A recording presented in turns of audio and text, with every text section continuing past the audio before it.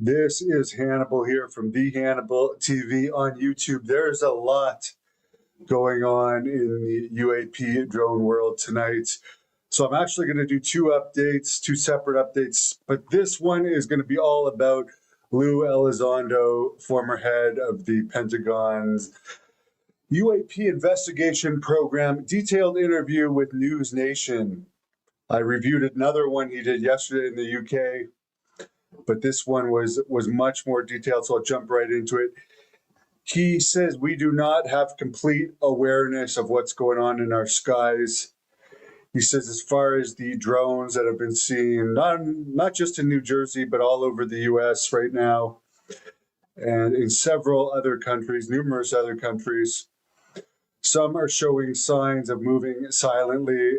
Some have trans-medium capabilities coming out of the water and moving very fast, displaying instantaneous acceleration. Some display low observability and erratic movements. He has seen videos of these things over Andrews and Langley Air Force bases and over at least two overseas bases that he's seen. These things don't seem to be afraid to be seen at night. He believes the government response has been a catastrophe and they keep downplaying it.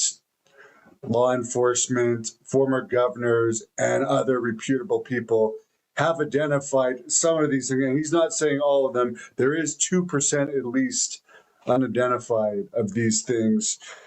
And he's basically saying here, despite some very reputable people saying they've seen the unidentified versions of them that display some of the 5 UAP observables, the government is completely ignoring the reputable ones. He says they appear to be not telling the truth, or they're incompetent. They're lying or they're incompetent. He says the new administration is going to be more proactive about what's going on from the people he's talked to in there. He says there is a retrieval program of non-human technology. It is possible this may have something to do with the retrieval program. He says there's a chance, and he didn't believe this is the main thing, but he says there's a chance this all could be U.S. technology, and there may be a significant weapons of mass destruction issue, and these are all just sniffer drones being flown around to try and find them. However, if that was the case, they would be breaking protocols on many levels. He says, and I do believe this is a very good explanation, considering the different types of activity we've been seeing. It could be a mixture of unidentified aerial phenomena, otherwise known as UFOs or UAPs, combined with drone responses from government drones. And then, of course, we have all the civilian ones and first responder ones flying around. He says some of the lights being seen on the actual UAP ones are not consistent of any navigation lights we are familiar with. Some are flying around with no lights, and some of them are displaying the observables. He said this could be cases of having UAP incidents and then the government drones and law enforcement drones responding to them. It could also be a case of there's UAP incidents occurring and the government is throwing lots of drones in the area to kind of muddy the waters and kind of say, well, there's been lots of drone sightings and these are mostly civilian and law enforcement and commercial drones. He said it could also be something, and again, this is kind of the same thing, it's called seeding, which is a confusion tactic that the government uses where they are seeding drones to UAP sighting locations as part of a denial and deception campaign. He does not believe, in his opinion, it's foreign adversaries because he believes there would be a bigger footprint if it was. He brings up the Pentagon spokesperson saying specifically that they are not military drones, not military, U.S. military drones. And as far as that language goes. They wouldn't necessarily have to be US military drones for the US military to use them. But that, I guess, was the official denial statement. These are not US military drones. Obviously, some of these are government drones, at least investigating some of the stuff up there. And obviously, some of them are law enforcement drones. Like, there's no doubt about that.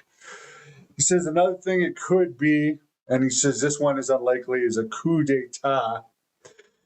And for anyone that doesn't know what a coup d'etat is, although it's a common word, it's an unlawful seizure of power from a government that did originally get in power lawfully. So he says that it could be a case, something to do with that.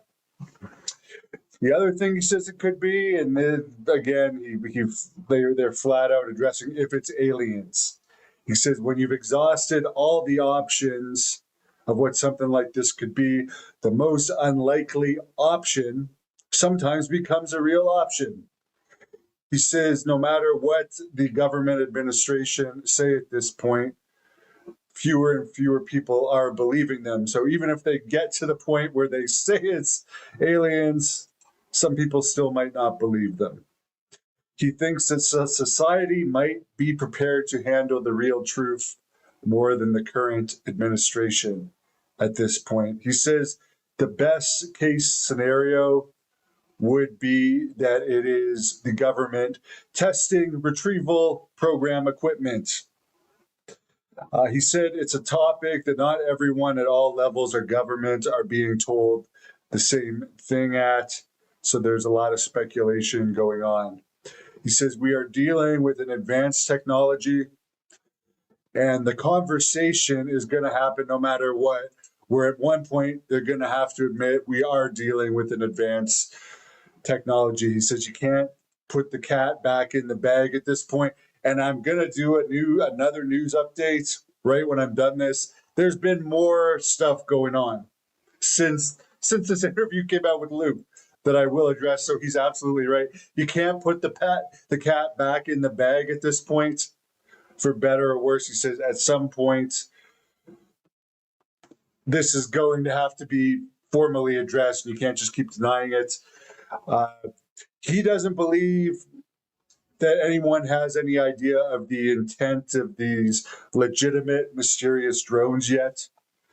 He says for national security people to say it's not a threat when they have no idea of the intent is ridiculous. And he says whatever it ends up being, it can be something truly paradigm changing, and it can change the entire way we look at national security.